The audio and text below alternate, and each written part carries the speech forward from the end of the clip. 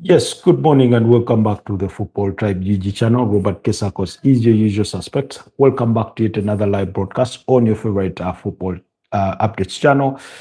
It's a pleasure to be back on this beautiful Friday morning. It's 48 minutes past the hour of 8 a.m. That means it's 12 minutes past, sorry, it's 12 minutes to 9 a.m. here in Uganda and 12 minutes to 6 a.m. In some parts of Europe. So, like I told you last night, guys, if we could squeeze in the moment very early on in the morning, we will do it. And that's what we've decided to do before I go for my hospital trip.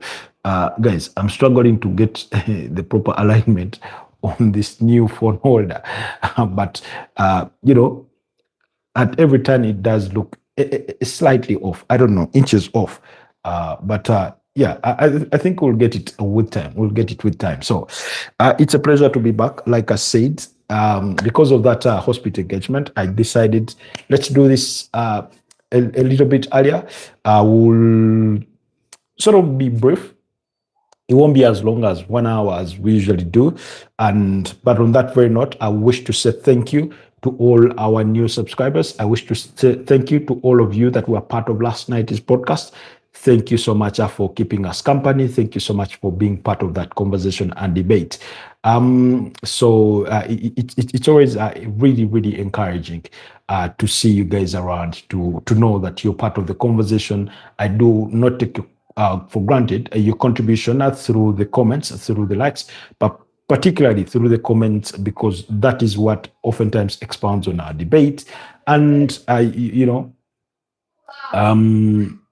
and we get to talk about things that we thought we wouldn't, things that we had not imagined I would get to speak about in the context of those conversations every now and then. So thank you so much for your contributions when it comes to that regard. Anyways, just trying to have our audios tested, make sure everything checks out well. But I think we are good to go on that front.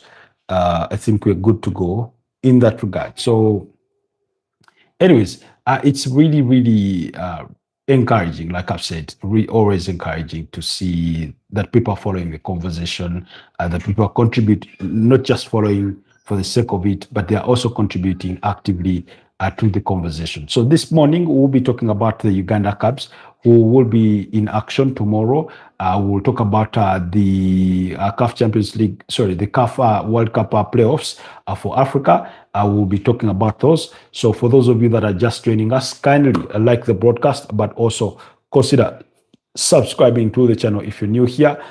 Please leave down a comment. Let us know where you're joining us from. Let us know what you'd like us to discuss in all things football, and we'll see if we can make time for it. Otherwise, it's a pleasure to see you around. I do come to you live from Kampala, Uganda. So everything is great.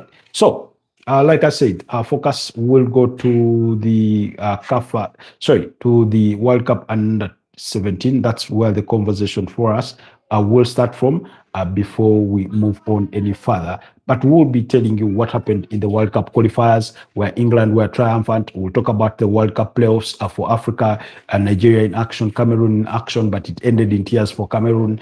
We'll be talking about the playoff final, when it will happen, and hopefully it will be soon. So yeah, those are some of the things that we intend to tackle in as far as this morning's broadcast is concerned. That's what we intend to cover, really. So anyways, without wasting any further ado, let's go straight to the World Cup under 17. Today, the round of 32 kicks off with plenty of action to come at the different courses of the hours. And then tomorrow, they will be wrapped up to decide what 16 teams go to the round of 16 in the ongoing under 17 World Cup in Qatar. That's where the World Cup is being played. Remember, it's a tournament that gets to be played every 2 years, and Nigeria are the most successful country. Yes, you had that straight. Nigeria are the most successful country in as far as the under 17 World Cup is concerned. They have won the accolade on 5 different occasions, while Brazil are the second most successful team in that competition with 4 accolades. Then you have so many other teams that have won it once, the likes of France, the likes of England, the likes of Germany, who are the reigning champions. So I think Mexico is among those. So really, that's the competition that we are talking about. Now, particularly to speak about Uganda. Uganda were booked against Senegal. Senegal is a very, very tough opponent. First of all, they are yet to lose a single game in this tournament. They had a goalless draw with Croatia. I think that was on match day 1. Then they beat up against Costa Rica by 0-0. And then they beat up against UAE, the United Arab Emirates, by 5-0. So that's how strong they have been in the competition up until this stage. And yet, but also remember, they are one of the teams that qualified directly to the competition. Really, never mind that they got beat at the quarterfinals of the under-17 AFCON. That was by Ivory Coast by 0-0 in a competition where Uganda had to, for Uganda, with the Uganda Cups to qualify for the Under-17 World Cup, they had to go through the playoffs. And in those playoffs, Uganda beat up against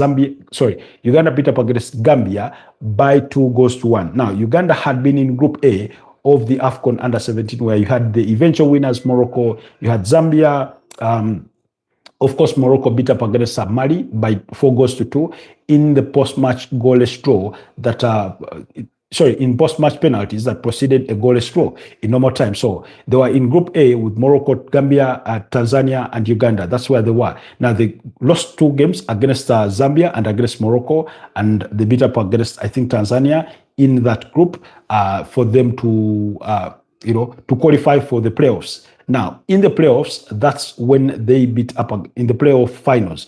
That's when they qualified by beating up against Gambia by 2-1, while Egypt in the same in the other cohort of that playoff final, because they needed 2 teams that would qualify. So Egypt beat up against Angola by 2-1. So you can see that you literally it's almost like coming through the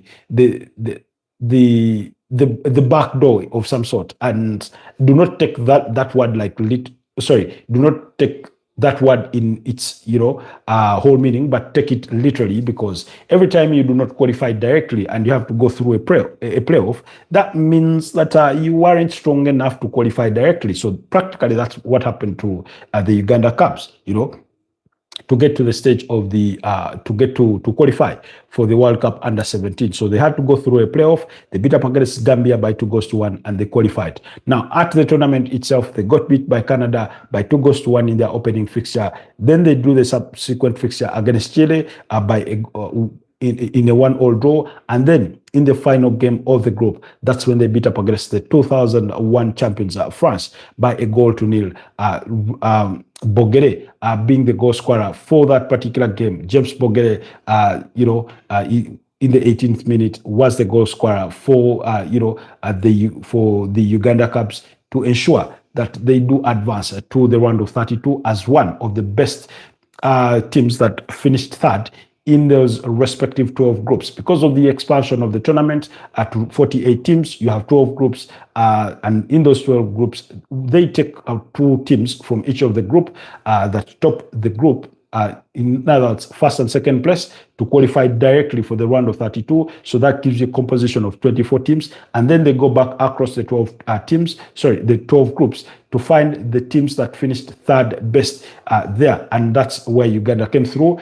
And then when they went to the draws for the round of 32, that is when Uganda got pitted up against Senegal. Like I've told you, Senegal is a very, very strong team. And we know their strength when it comes to even the senior national team. So really, I think Uganda Cranes will be thinking about the toughness, the solidity, and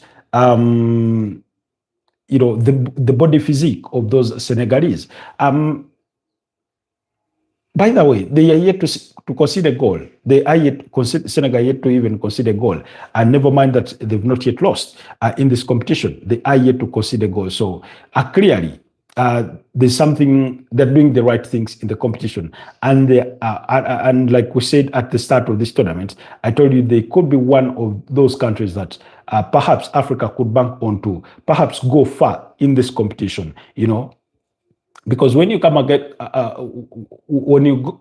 against countries like Croatia and you force them into a goalless draw, when you beat up against a country like Costa Rica, I mean, those are really, really good signs. Maybe you could say that UAE was one of the lightweight opponents that they did face at the group stages. But yeah, but also they will be knowing that they will be coming up against a very, very difficult side in the Uganda Cups, a team that is not easy to beat because you do not just go ahead and beat up against the 2001 champions by accident. So that means that you are at that stage on merit. You are at that stage on merit, and I'm sure Senegal will be taking Uganda quite seriously. Brian Senyondo will be manning that team, through the competition, and we'll see what he will have to cook for those boys to deliver. So I can only wish the Uganda Cups, the best of luck in as far as that competition is concerned. But I do not think we'll have so much of changes when it comes to that starting 11 for Uganda. Idrissa Waibi in goal, Jovan Mukisa, Steve Oiroth, Hamza Sengoba, Elvis Torach, Isma Magala, Abubakari Walusimbi, the shot number 8 in that midfield. I think he's the captain, Walusimbi. Then Bran Ijara, you have Arafat Nkola. This one came as a result of changes in the starting 11, I think. Then Enoch Kabageda, James Bogere, the striker, who has scored, I think, the 2 goals for Uganda so far at this. So far scored 2 goals for Uganda at this competition. And then Richard Okero. So, of course, we'll wait to see what they do bring for us on that front. But I think that's the sort of preview and insight that I can give you about, the Uganda Cups going into that fixture tomorrow. I think at about 3:30 p.m., that's when they will be in action for the round of 32 fixtures. But in the other round of 32 fixtures, like I told you, they do kick off today with at 3:30 p.m. Portugal will be up against Belgium, a very, very big game coming up. Zambia will be up against Mali. Switzerland will take on Egypt. France will be up against Colombia. Argentina will be up against Mexico. These games will kick off at different hours. Ireland will be up against Canada. United States of America will be up against Morocco. And then Brazil will be up against Paraguay to conclude the action for the round of 32 in as far as Friday is concerned. The late kickoff games do kick off at 6:45 p.m. and then you'll have the subsequent day, that's Saturday, you'll have South Korea up against England, Uganda will be against Senegal, Italy will take on Czech Republic, Japan will be up against South Africa, Germany will take on Burkina Faso. Germany are the reigning champions. I think they beat up against France, by the way, in the finals of 2023 to get to where they are. So then you have Venezuela up against North Korea.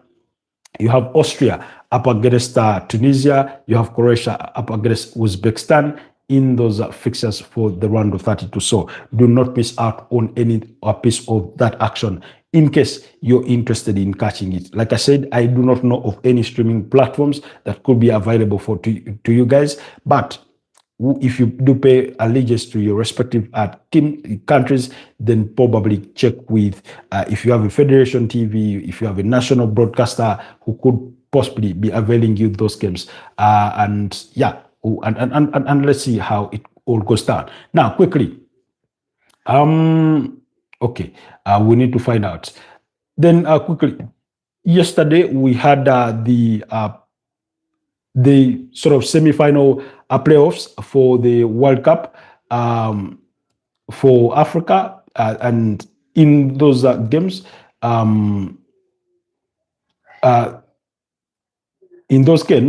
where you had Nigeria beat up against Gabon by 4-1, and then DRC Congo beat up against Cameroon by 1-0. That goal came late in the first minute of stoppage time. I think Cameroon had resigned themselves to the idea that possibly the game was destined for extra time, and yet things are changed at the very last minute, and it's very, very interesting. It's very, very interesting to see to see to see what will happen in the final. So Nigeria will face off with DRC Congo in the in the playoff final of the World Cup pathway. So that game will come at around perhaps 8 p.m. at okay, no. That's not about it. That's not about it. So we'll be waiting for that game to come in as far as the playoffs are concerned. Just to give you what the scorelines, who the goal scorers were for the DRC Congo, that goal was scored by Mbemba in the first minute of stoppage time. I remember I mentioned to you that DRC Congo one of the teams that have a very, very, very decent players, the likes of Axel Twanzebe, the likes of Aaron Wan-Bissaka, the likes of Cedric Bakambu, who plays for Villarreal and things like that. Noah Sadiki, this one plays for Sunderland. They're under the charges of Sebastian Dosabre there, who took Uganda Cranes to the Africa Cup of 2019 in Egypt, and they made it out of the group stages. They met Senegal at the round of 16 and got beat by Senegal by 0-0 to get knocked out in that competition. And then, but like I said in the earlier fixture, that earlier fixture between Nigeria and Gabon, that one needed extra time to decide the winner. Victor Osimhen picking up a brace in extra time, while Adams had scored, that was in the 78th minute, to give the lead to Nigeria. But then in the 89th minute, Mario Lemina scored to restore parity to make it 1-1 there for Gabon. And it finished 1-1 in normal time. And then we went for extra time where Nigeria outpowered Gabon. The other day, I think Pierre-Emerick Aubameyang did a feature on a YouTube live with an Arsenal fan called Troops. I think he calls himself Troops or something. And he spoke about this game that they were soon going to be up against Nigeria. But Ejuk scored in the 90th minute, while Victor Osimhen's goals came in the 102nd minute and the 110th minute to seal the victory for Nigeria there. Nigeria, we're talking about the three-time African champions, who last won the tournament, I think more than a decade ago. That was, I think, about 13 years ago in 2013. 2013, if I stand to be corrected, but I think they beat up against Burkina Faso in the finals. So,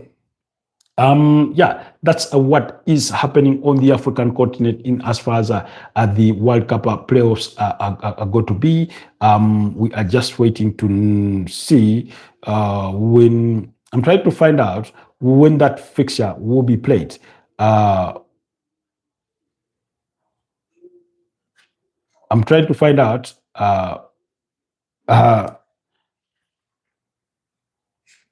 I'm trying to find out when the fixture will be played. Yes, according to online sources, the game will be played on Sunday at 10 p.m. That's Nigeria versus DRC Congo. So that means they have Friday off, Saturday off, and they go again on Sunday in the final playoff there. And I think I stand to be corrected, but possibly the subsequent week, that's then when they will have known who they will be up against from the other continents to determine who takes that 10th slot.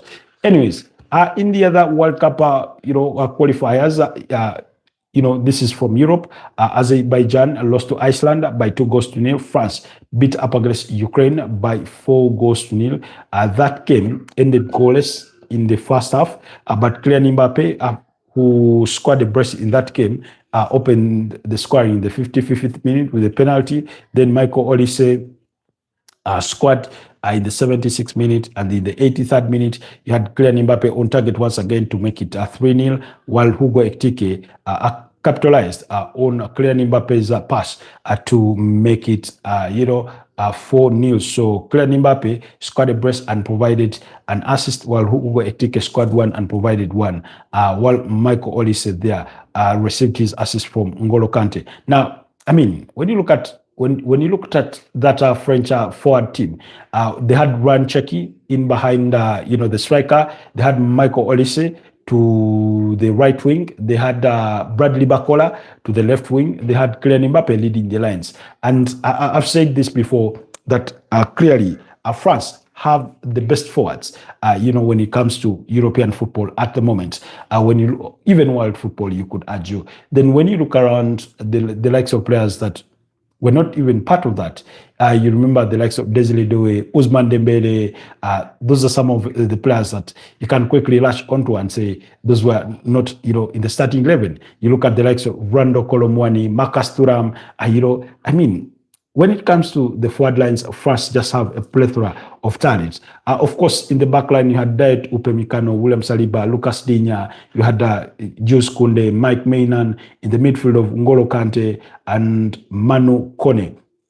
Now, I'm one of those who believe that as good as Kante has been a good servant for this French national team, they need to find a solid number 6 to try and transition away from N'Golo Kante, because it's the kind of role that they've struggled with. I remember particularly, I think during the UEFA Nations League, when they met Spain in the semi-finals, they struggled without N'Golo Kante in that midfield. And then I think Adrien Rabiot was one of those players that they brought on to change their fortunes in that game, So, meanwhile, Paul Pogba is at AC Monaco. He hopes that if he has a resurgence of performances, a good career, or a good return to football with Monaco, he could be part of the French national team squad for the World Cup 2026. So we will be waiting, and then the draws should be happening. I think soon. They should be happening soon. I think when I'm trying to find out when the World Cup draws will be, when they will be conducted. Let's see what online sources have to say. The final draw for the World Cup will take place on Friday, the 5th of December. That means in 2 weeks' time, in Washington, D.C., for the first time in 48 nations, 12 groups divided. That's when we should expect the draws. The expectation will be that USA, now we have 3 host nations. Now, usually with one host nation, the host country is automatically in Group A. Now, my expectation will be that Mexico will come. There will be pre-assigned specific groups, with Mexico coming in Group A, Canada in Group B, and USA in Group D. I think that's, according to online sources, that's how they could look to assemble those teams. Now, it's not the first time that we are having a multi-country hosted World Cup. You remember, for those of you that remember 2002, South Korea and Japan were co-hosts for that World Cup. And also the World Cup in 2030 is going to be hosted by Morocco, Portugal, and Spain. Those are going to be the 3 host nations. But also, because the World Cup will be marking its first century, in other words, 100 years, it will have some games played in Uruguay, in Paraguay, I think, and Argentina, so because you have to go back in 1930 for the first World Cup. Was it won by Uruguay? So there's going to be that. And I remember there's a plea from South American countries that given that the World Cup was extended to 48 teams, instead of them being given just 3 games to host as a commemoration of the 100th year or the first century of the World Cup, they should be given more than just 3 games. It's a petition they intend to take to FIFA and see what result they can get. But for me, I would say one respective game in those host nations, in those countries, should be enough. We do not want to take away to be taking away all the steam, all the publicity, all the attention from the three host nations, because I think, I stand to be corrected, but it will be the second time possibly that we'll be seeing three countries hosting the tournament. But also, the other thing is that the World Cup gets to return to the African continent for the first time since 2010. I think that will have been 20 years, after. With Morocco hosting some of those games, we know that, and then because they're neighbors with Portugal, just separated by the sea, there you have also Spain, so as the host nations. So I do not want to take away a lot of light from those three host nations just because we're having too many games played over there in South America. So for me, that would be my impression about that. But yeah, the draws for the World Cup will be taking place on the 5th of December. That's when we will determine who is in what group and who will be facing who. And from there, we will take it on and get to see the fixtures. So we'll see what will happen there. So I've given you when the playoff final is for Africa. That's on Sunday. Nigeria up against DRC Congo. And then the draws are destined for December the 5th. I don't know what day it will be, but they will be happening in Washington, D.C. It will be a Friday. Yes, it will be a Friday, December the 5th, in Washington, D.C., when those draws will be conducted for the World Cup. If you're just joining us, kindly like the broadcast, but also consider subscribing to the channel if you're new here. Leave me down a comment in the comment section of where you're joining us from and what else you would want us to touch on. So anyways, to drift back to to drift back to some of the results that we saw from yesterday in as far as the UEFA World Cup qualifiers go. Hungary beat up against Armenia by 0-0, but my surprise of the night was Portugal losing to Ireland by 2-0, with Parrott scoring a brace in that game to make sure that he's called Troy Parrott, scored a brace in that game to make sure that Portugal were beaten in a game in which Cristiano Ronaldo de Santos Alviero received a red card. It's not very common that he gets sent off, but he did get sent off in the 59th minute. Now, particularly, I did not watch the game, so I won't tell you the circumstances surrounding which he got sent off, But yeah, he got sent off, and Portugal were reduced to 10 men.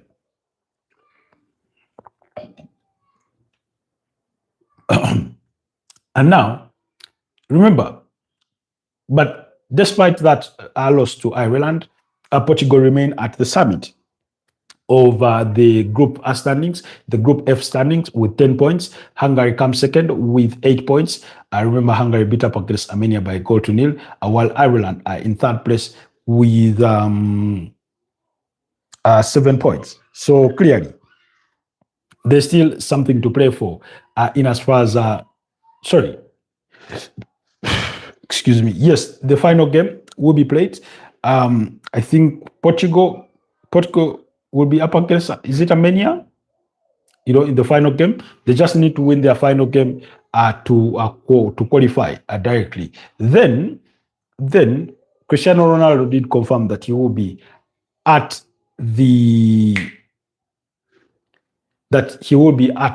the World Cup at 2026 and could be possibly his final tournament. He's 41. Lionel Messi is 38, soon making 39. About,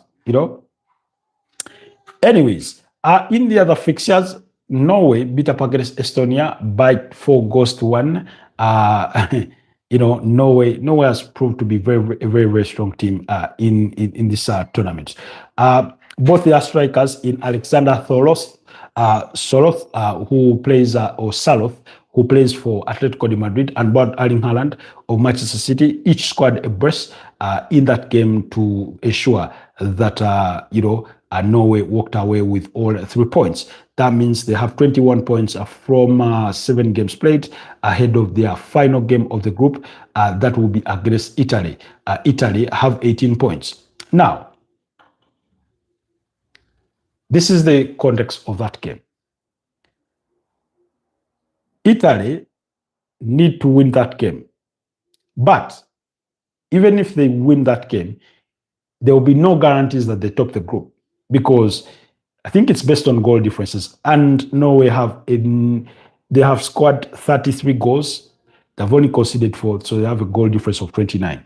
Italy have scored 20 goals and have a goal difference of 12 because they've conceded at 8 in there. So the rest are the likes of Israel, Estonia, and Moldova. Those don't matter. But Norway and Italy will be in action against each other. Meanwhile, Italy beat up against Moldova yesterday by 2-0. We spoke about that game. Mancini and Esposito were the goal scorers in the second half. Those goals came really, really late for Italy in the 88th minute and in the second minute of stoppage time to ensure that Gennaro Gattuso guided Italy to yet another victory. So it will be a very, very important game for Italy against Norway. But I think Norway, if they can force a draw, then they qualify without, the cushion of goal differences. Excuse me. Then, in the other games, Andorra got beat by Albania by 0-0, while England beat up against Serbia with Bukayo Olajuwon scoring his 14th game for the England national team. That goal came in the 28th minute, while Ebeleche Eze with Phil Foden providing the assist scored in the 90th minute to ensure that they win by 2-0. England, like I told you, unbeaten so far in all their games. They've not conceded a single goal, and they've been very, very organized. I was reading somewhere on how something to do with how England are using the Arsenal playbook, in their setup. I do not know to what extent, but we will see how things go in that. I think it was Ezri Konsa who revealed that, according to the Mirror in the UK, the ones who revealed that England are using the Arsenal playbook to,